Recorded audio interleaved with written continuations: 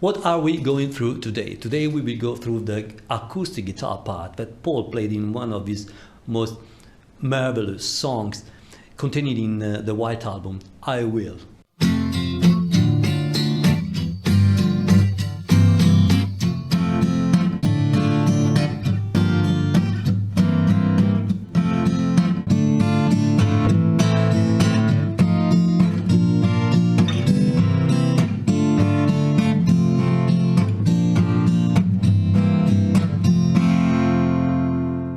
What I have learned a long time by breaking down, I don't know how many hundreds of vocal parts, guitar parts, bass parts by the Beatles, is that their music seems so basic and easy.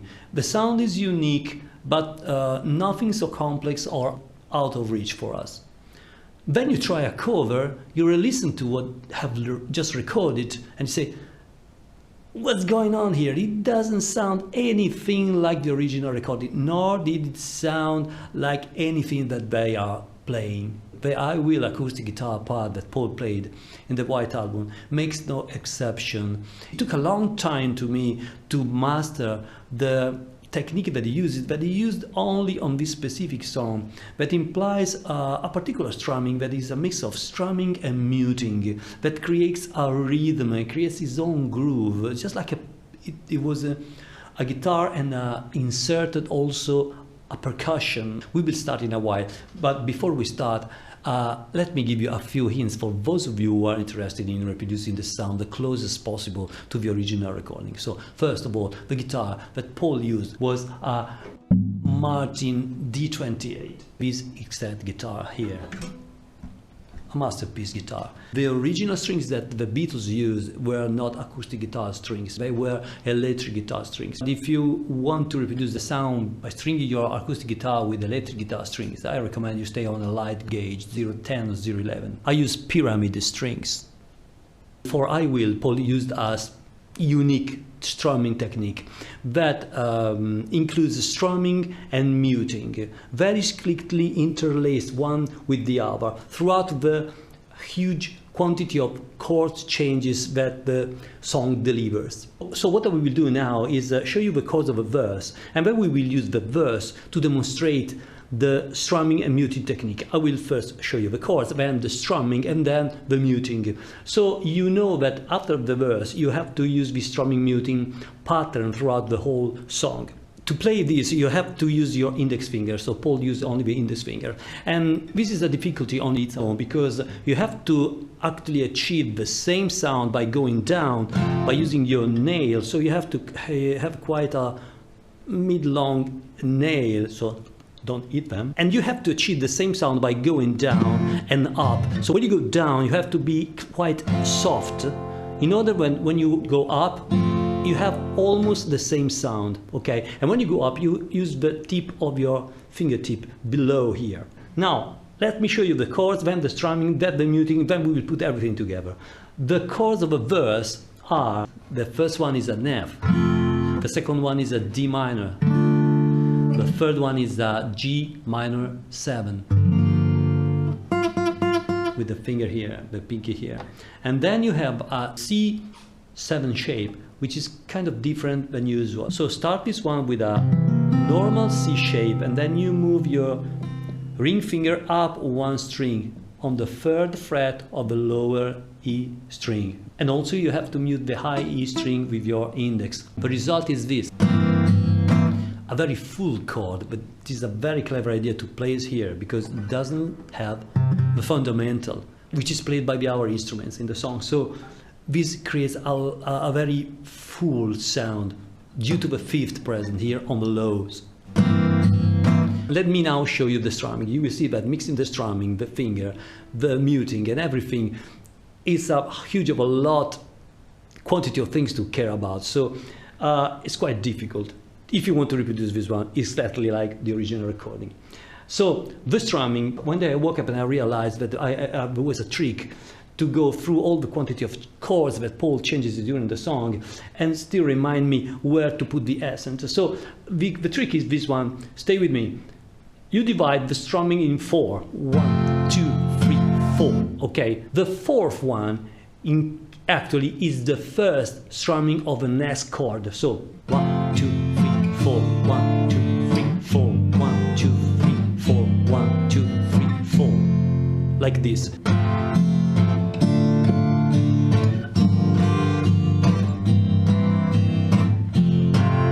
Now, another very important thing about the strumming to recreate the exact original recording part is where Paul hits and strums the strings with his index finger in the various chords that he changes. He does this in a very specific way that gives a result that I will talk about in about a few minutes, and it's astonishing. Let me show you what I mean. Let's take, for example, the verse. In the first chord, he stays on the lower strings this way. When he goes to the D and the G minor 7, he stays on the higher strings. So,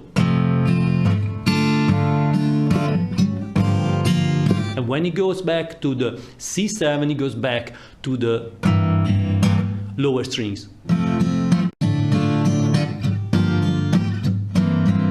Why Paul does that? It's probably totally instinctive and spontaneous for him, and is surely the result of a huge talent.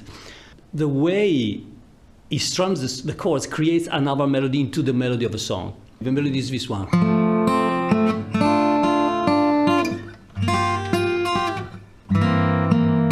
Okay, so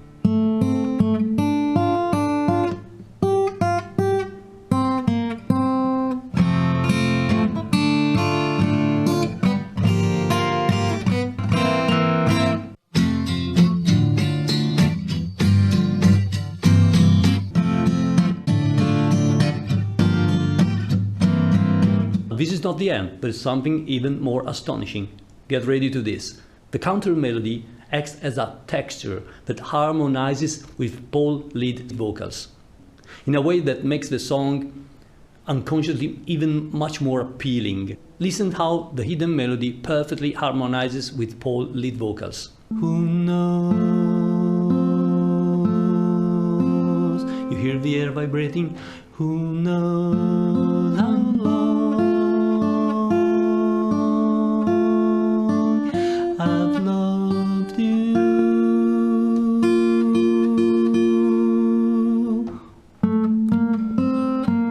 And listen what's happening here. You know. Again, was that intentional? I don't think so. It's just pure talent and genius, unique talent and genius. But now you got another idea of why the Beatles music sounds so legendary, unique, and timeless. Now you have to include the muting. Okay, so this is the most difficult part, because again you have to mix everything together. There are two types of muting here. One is muting a chord just 1/2 of a second while you played, after you played it. So before you go to the other chords. Okay. So don't make the mistake to mute the chord. It's not that. It's this one. The next type of muting is muting the whole 6 strings. And this is coming in the next 2 chords in the verse.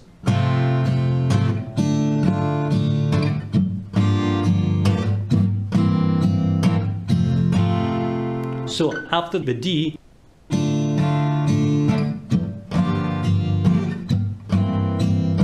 you mute everything, and this gives this incredible groove that is sort of a guitar with a mixed inside percussion.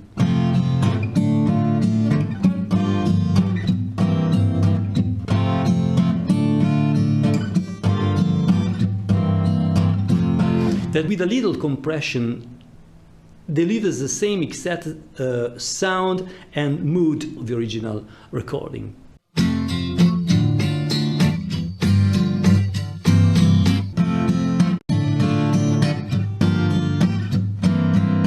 Now the song proceeds in a different part, and get ready to see some chords that you never thought that were there. So Paul sings, "Who you know I love you still." It goes from an F to a D minor. On the D minor, he plays mainly, initially, the higher strings. Then he goes into the low one, playing the A, which is the dominant of the D, which is the root note of the chord, the A minor, that is coming after. So it sort of introduces the coming A minor, starting from the D. Like this, and there is a melody if you play care here as well.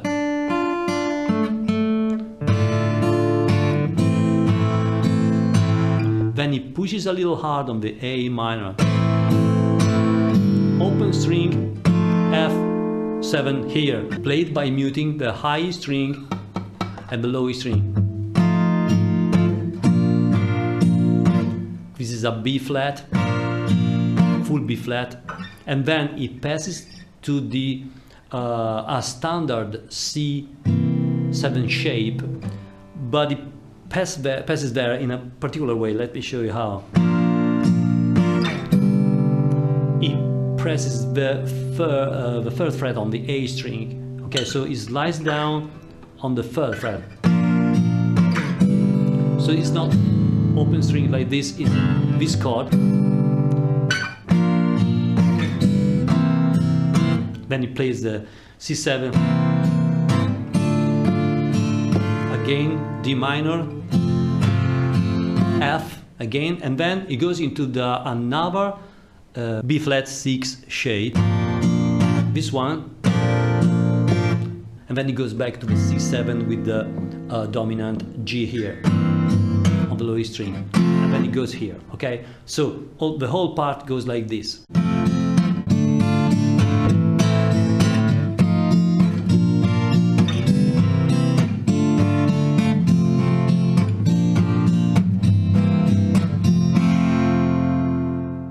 Then Paul goes into the middle eight. The middle eight is introduced by the F7 that I showed you before. Let me show you the whole part, and then I will go through all the different techniques and chords.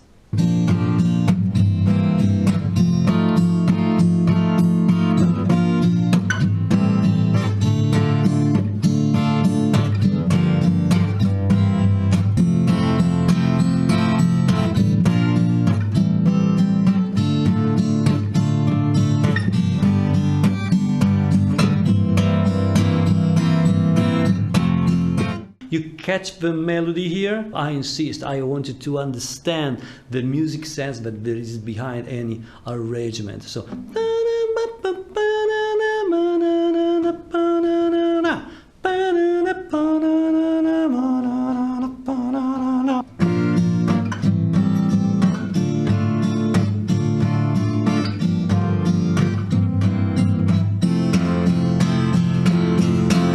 now the chords. B flat, full B flat, muting, and then A minor 7, played 5th fret, D minor, and then G minor 7, full, open, normal, standard, C7 shape,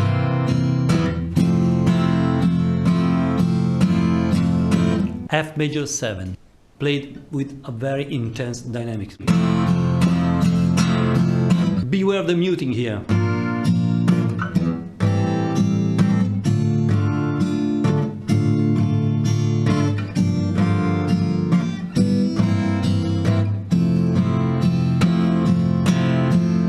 Then again B flat.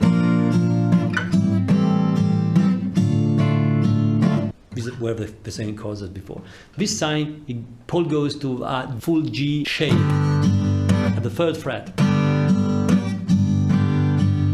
and then he goes back to the C7 with the dominant G here on the low string, and goes again into the verse. Now then, when the song ends, there are all again changes in the chords. Paul creates a very nice arrangement to support the vocals here, which is when he goes sing it loud so I can hear you.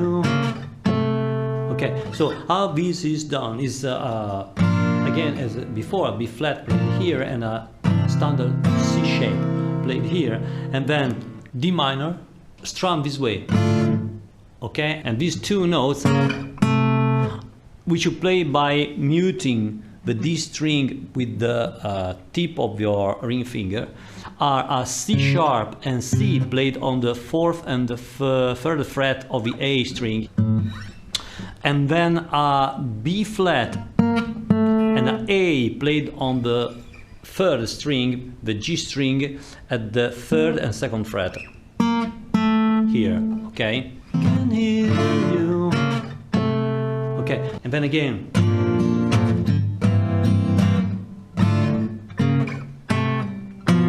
And he has these two notes, which are a B on the 2nd fret of the A string and a F on the 3rd fret of the D string. Okay, here. So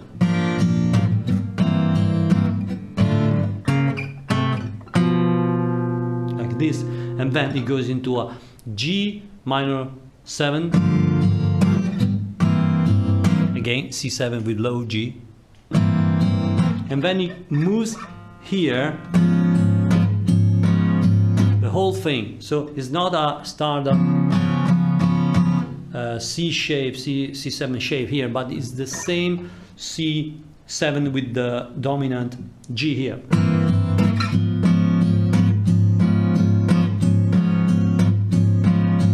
And then he moves here.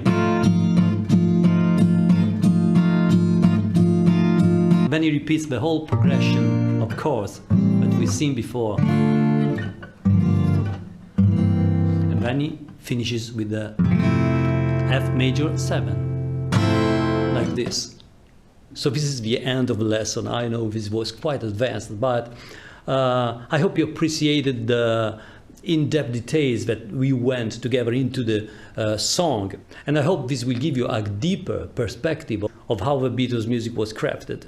Please consider supporting the channel for me to give you other videos where I will go into such very details of how the music of the Beatles is crafted. Yes, leave me your comments if you have anything to comment. I think this song will give you a lot of satisfaction if you want to spend some time in learning exactly as I show, so exactly the way Paul played it in the recording. See you next video. Ciao!